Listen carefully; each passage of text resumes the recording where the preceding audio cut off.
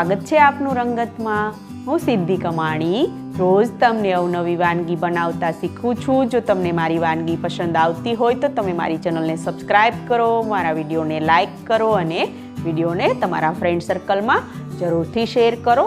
તો આજે આપણે ઇન્સ્ટન્ટ દૂધીના અપ્પમ બનાવતા શીખીશું, જે ખૂબ જ ટેસ્ટી બને છે। તો એ પહેલાં તમે હજુ સુધી ચેનલને સબસ્ક્રાઈબ ના કરી હોય તો વિડીયોની નીચે જ્યાં રંગત છે તેની બાજુમાં સબસ્ક્રાઈબનું બટન છે, તેને તમે ક્લિક કરો। તે ક્લિક કરશો એટલે એક બેલ આઇકન આવશે, તેને પણ તમે પ્રેસ કરો, જેથી વિડીયોના નોટિફિકેશન તમને સૌપ્રથમ મળતા રહે। તો ચાલો આજે આપણે બનાવવાનું શરૂ કરીએ। ખૂબ જ ટેસ્ટી એવા અને ઝડપથી બનતા ઇન્સ્ટન્ટ દૂધીના અપ્પમ। ખાવામાં ખૂબ જ હેલ્ધી અને ટેસ્ટી એવા દૂધીના અપ્પમ બનાવવા માટેના ઇન્ગ્રીડિયન્ટ્સ અહીંયા જોઈ લઈએ। મેં અહીંયા જે કપના માપથી દૂધી લીધી છે એ જ વાટકી કે કપના માપથી મેં અહીંયા સૂજી લીધો છે। તો મેં અહીંયા 1 કપ દૂધીના ટુકડા લીધા છે, તો એની સામે 1 કપ સૂજી લીધો છે। જરૂર મુજબ તેલની જરૂર પડશે એટલે તેલ, અહીંયા પાણીની જરૂર પડશે એટલે પાણી મેં લીધું છે। 1/4 કપ મેં ઘાટી છાશ લીધી છે।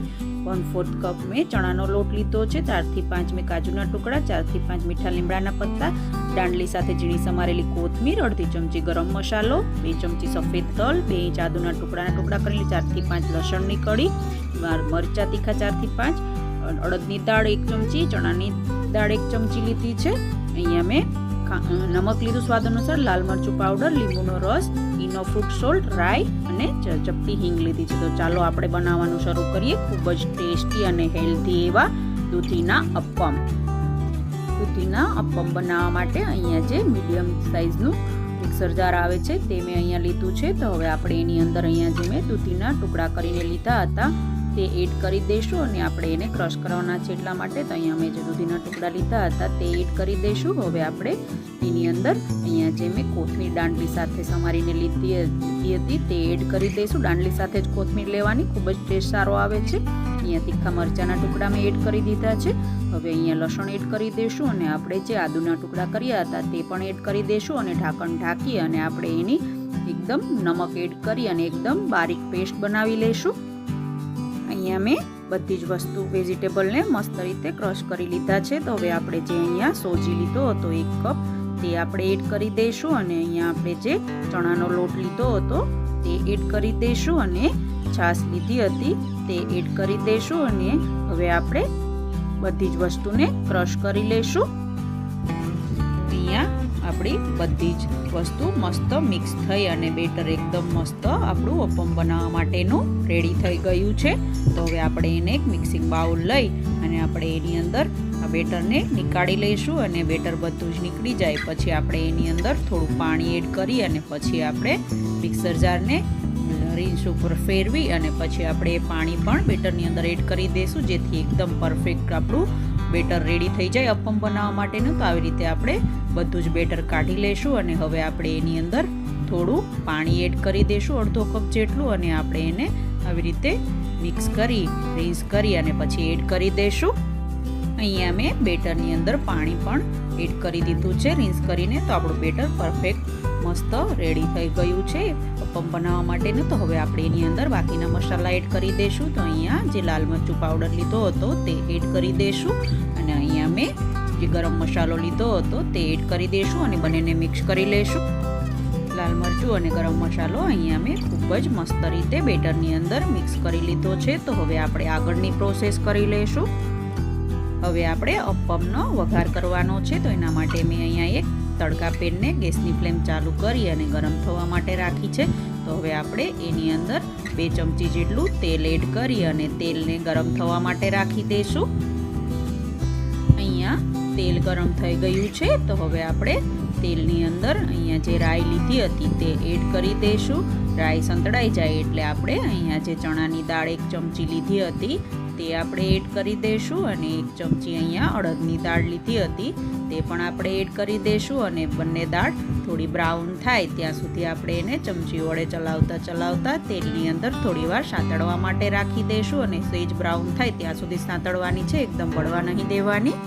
અહીંયા બંને દાળ મસ્ત સંતળાઈ ગઈ છે। તો હવે આપણે જે હિંગ લીધી હતી તે એડ કરી દઈશું અને અહીંયા જે કાજુના ટુકડા લીધા હતા તે પણ એડ કરી દઈશું અને મીઠા લીમડાના પત્તાના ટુકડા પણ એડ કરી દઈશું અને મિક્સ કરી લઈશું। હવે આપણે જે બેટર રેડી કર્યું છે તેની અંદર આપણે જે વઘાર કર્યો તે એડ કરી દઈશું અને વઘારને બેટરની અંદર એકદમ મસ્ત રીતે બધે જ મિક્સ થઈ જાય તેવી રીતે મિક્સ કરી લઈશું.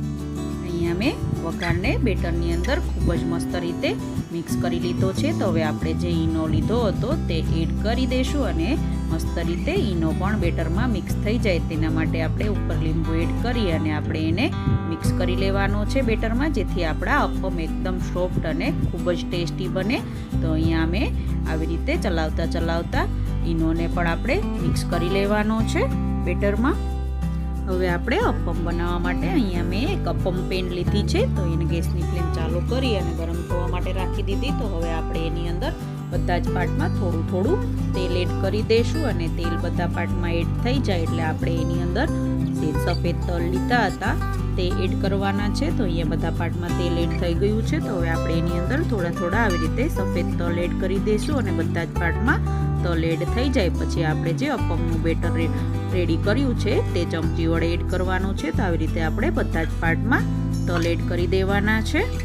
અહીંયા બધા પાર્ટમાં તલ એડ થઈ ગયા છે. તો હવે આપણે બેટર એડ કરી દઈશું ચમચી વડે આવી રીતે ગોળ મસ્ત અપમ બને તેવી રીતે અને આવી રીતે આપણે બધા જ પાર્ટમાં અપમનું બેટર એડ કરી દેવાનું છે.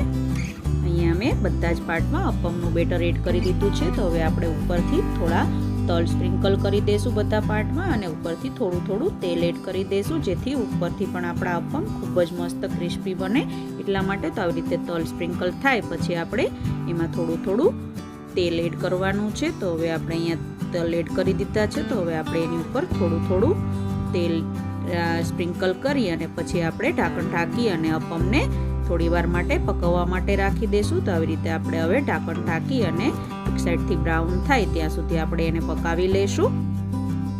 અહીંયા હવે આપણે ઢાંકણ ખોલી અને અપમને ચેક કરી લઈશું. એક સાઈડથી આપણા લાઇટ બ્રાઉન થઈ અને અપમ રેડી થઈ ગયા છે. તો ચમચી વડે પલટાવી અને અપમને ચેક કરી લઈશું.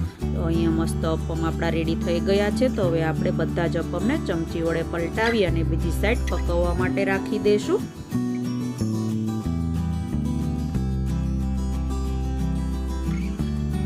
મેં બધા જ અપમને પલટાવી અને બીજી સાઈડ પકવવા માટે રાખી દીધા છે. તો બીજી સાઈડ પણ મસ્ત બ્રાઉન થઈ અને અંદરથી સોફ્ટ થઈને પાકી જાય ત્યાં સુધી આપણે 1 થી 2 મિનિટ માટે અપમને ગેસની ફ્લેમ મીડિયમ રાખી અને પકાવી લઈશું. અહીંયા આપણા અપમ બંને સાઈડથી ક્રિસ્પી અને અંદરથી એકદમ સોફ્ટ થઈ અને પાકી અને રેડી થઈ ગયા છે. તો હવે આપણે અપમને એક સર્વિંગ પ્લેટમાં કાઢી ટોમેટો કેચઅપ સાથે ગરમા ગરમ સર્વ કરી લઈશું. આ અપમને તમે ચા સાથે ખાશો તો પણ ટેસ્ટી લાગે છે. ખૂબ જ ક્રિસ્પી અને ખાવામાં ખૂબ જ ટેસ્ટી એવા દૂધીના અપમ અહીંયા તૈયાર છે. તો તમે પણ આ અપમ ઘરે એકવાર જરૂરથી ટ્રાય કરજો અને તમારા દૂધીના અપમ કેવા બન્યા તે મને કમેન્ટ બોક્સમાં જરૂરથી જણાવજો. કેવી લાગી તમને મારી રેસીપી? જો તમને મારી રેસીપી પસંદ આવી હોય તો તમે મારા વિડીયોને લાઈક કરો, તમારા ગ્રુપમાં મારા વિડીયો શેર કરો અને હજુ સુધી તમે જો મારી ચેનલને સબસ્ક્રાઈબ ના કરી હોય તો વિડીયોની નીચે જે રંગત છે તેની બાજુમાં સબસ્ક્રાઈબનું બટન છે તે બ્લેક કલરનું હશે. તો તમે હજુ સુધી મારી ચેનલને સબસ્ક્રાઈબ નહીં કરી તો એ બટનને તમે ક્લિક કરો જેથી મારી ચેનલ સબસ્ક્રાઈબ થઈ જાય અને એ ક્લિક કરશો એટલે એક બેલ આઇકન આવશે એને પણ તમે ક્લિક કરો જેથી મારા વિડીયોના નોટિફિકેશન તમને સૌપ્રથમ મળતા રહે. તો રોજ આવી અવનવી વાનગી જોવા માટે જોતા રહો રંગત, ખાણીપીણીના શોખીન ગુજરાતીઓની. Thanks for watching.